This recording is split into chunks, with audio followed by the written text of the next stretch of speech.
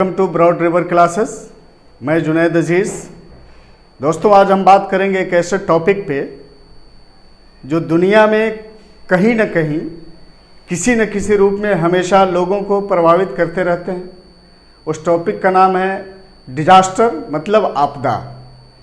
इसमें हम लोग ब्रॉडली डिस्कस करेंगे कि ये डिजास्टर होते क्या हैं, ये ओरिजिनेट कैसे होते हैं, फिर इनके रिस्क क्या है और इस रिस्क से निपटने के लिए मैनेजमेंट के कौन से मेजर्स मुझे अप्लाई करने चाहिए। तो आइए सबसे पहले हम जानते हैं कि डिजास्टर क्या है। तो डिजास्टर का सिंपल मीनिंग है कैलेमिटीज़, इवेंट, चाहे वो सेकुलर मोड में हो या सडन मूवमेंट में हो। अगर उससे लॉस ऑफ लाइफ या लॉस ऑफ प्रॉपर्टी होती है तब उस कैलेमिटी को हम लोग डिजास्टर के अंदर रखते हैं। अब ये कैलेमिटीज़ या डिजास्टर्स जो heavy loss of life and property का कारण बनते हैं, उसको दो ब्रॉड सेक्शन में रख सकते हैं। एक को बोलेंगे हम लोग जियोलॉजिकल डिजास्टर, जिसकी शुरुआत ज़मीन के नीचे से होती है या जिसका कनेक्शन कहीं ना कहीं जियोलॉजिकल प्रोसेस से होता है। वैसे डिजास्टर को हम लोग जियोलॉजिकल बोलते हैं, जैसे अर्थक्वेक, सुनामी, वोल्केनिक इरप्शन, सी फ्लड स्प्रेडिंग। ये सारे ऐसे हैं जिनकी शुरुआत ज़मीन के नीचे से होती है, इसलिए इनका नाम जियोलॉजिकल डिजास्टर होता है। दूसरी तरफ कुछ ऐसे भी कैलेमिटीज़ हैं जो वेदर और क्लाइमेट के कंडीशन से जुड़े हुए हैं। वैसे डिजास्टर को हम लोग वेदर एसोसिएटेड या क्लाइमेटिक डिजास्टर बोलते हैं। इसके अंदर हम रखते हैं फ्लड को, ड्रॉट को, लैंडस्लाइड, साइक्लोन, एवलेंचेस।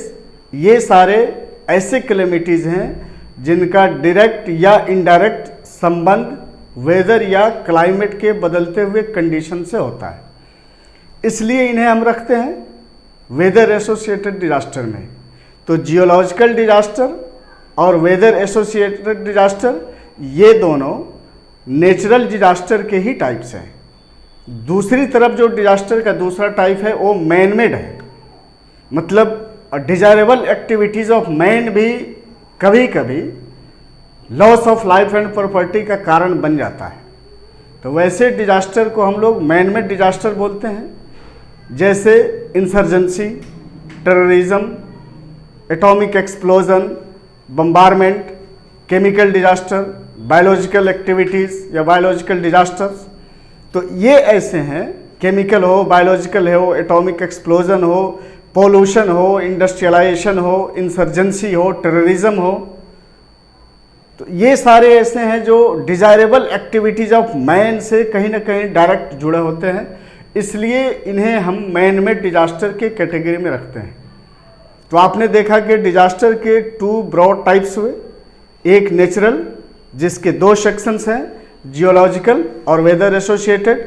दूसरा टाइप जो है डिजास्टर का वो मैन मेड है, मतलब desirable activities of man kind का ये रिजल्ट है। तो डिजास्टर का ये सिंपली दो टाइप्स हैं और इसमें से किसी भी टाइप के आप डिजास्टर को लीजिए, चाहे वो मैन मेड हो, वेदर एसोसिएटेड हो या फिर जियोलॉजिकल हो, इनका काम लॉस ऑफ लाइफ, मतलब ये कंप्लीट इंटायर जो ह्यूमन बीइंग है या ह्यूमन सोसाइटी है उसको किसी न किसी रूप में ये वास्टली अफेक्ट करते हैं।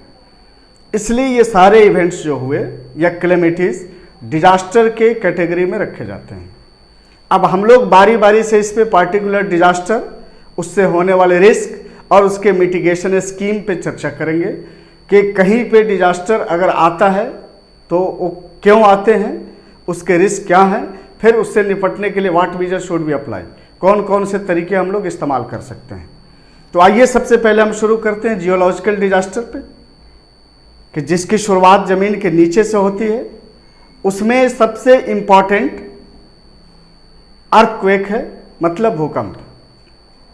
पिछले क्लास में आपने पढ़ा होगा कि जब ज़मीन के किसी भी हिस्से में, इंटायर या होल अर्थ और एनी ऑफ इट्स पार्ट, ज़मीन का या तो पूरा भाग या इसके किसी भी एक भाग पे अगर किसी भी कारण से कंपन होने लगे तो इसी कंपन का नाम होता है भूकंप या अर्थक्वेक, मतलब शेकिंग ऑफ अर्थ, अर्थ का हिलना।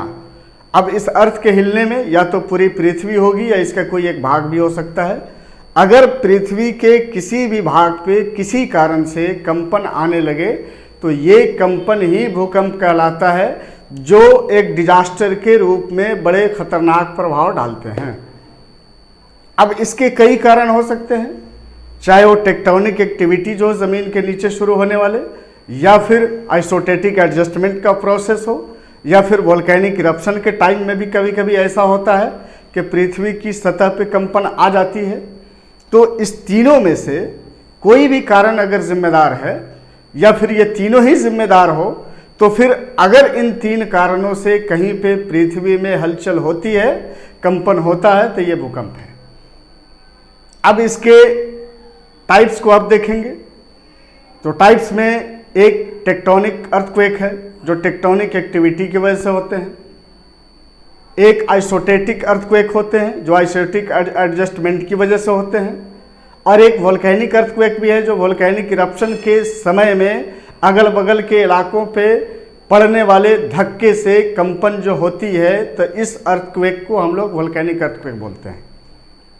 तो जो अर्थक्वेक के जो कारण हुए, तो उसी कारणों के आधार पर इस अर्थक्वेक के हम लोग टाइप्स भी बनाते हैं।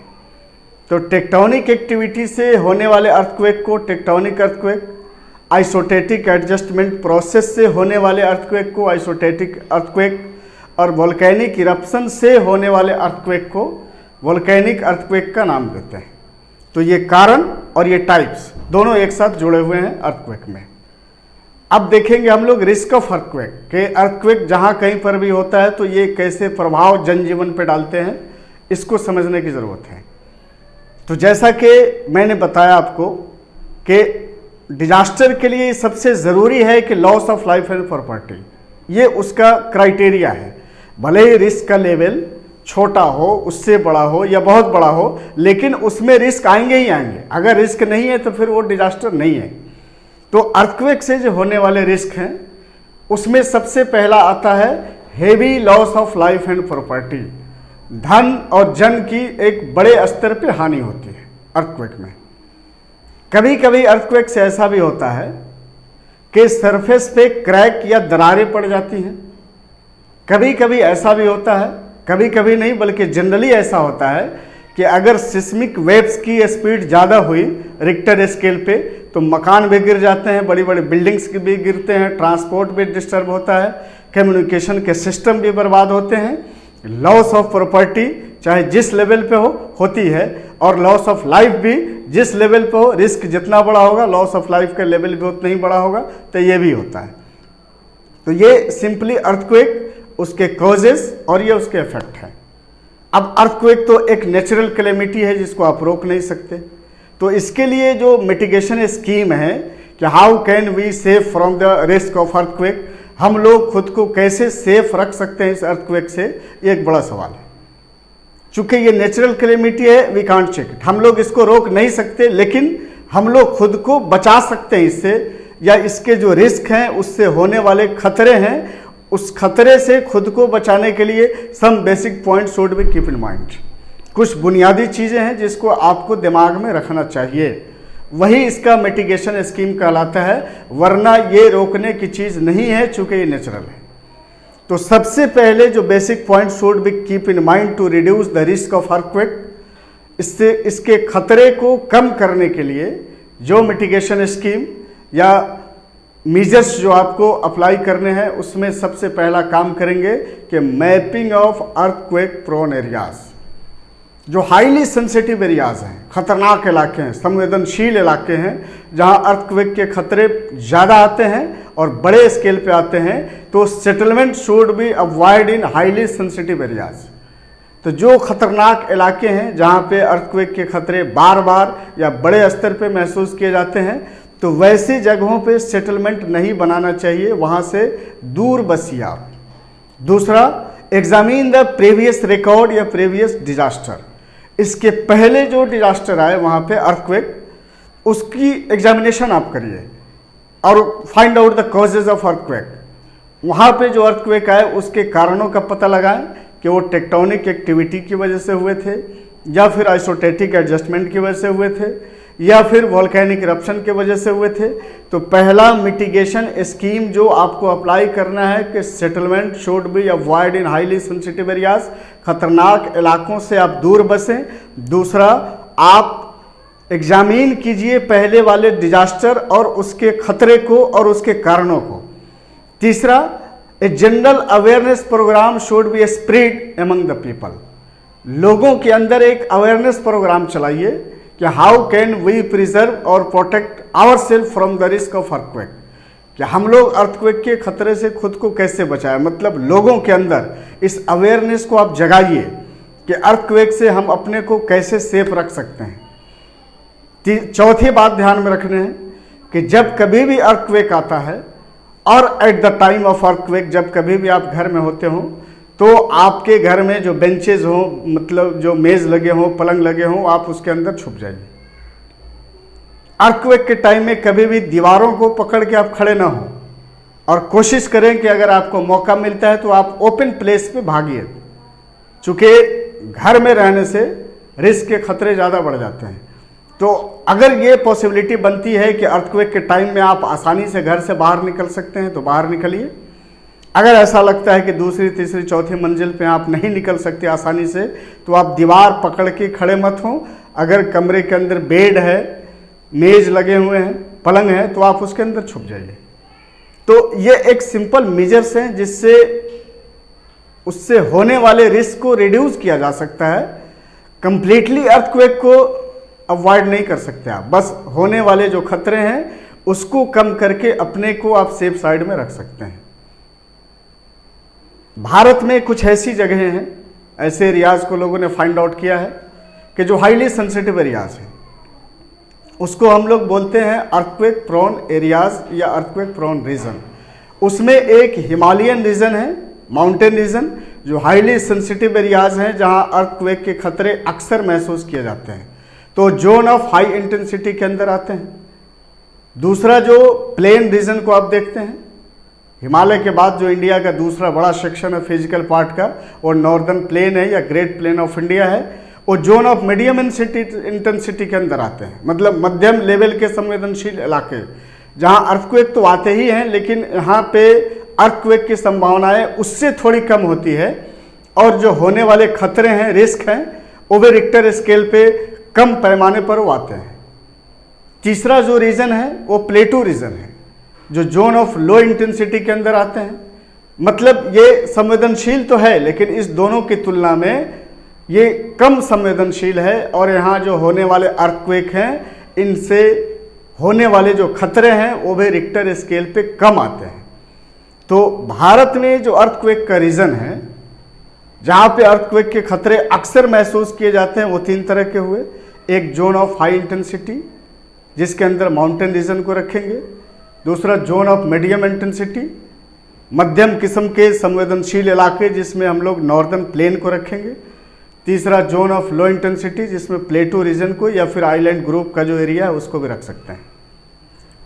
ये भारत के प्रोस्पेक्ट में ये अर्थक्वेक का ये एरिया है जहाँ पे अर्थक्वेक के खतरे अक्सर आते हैं।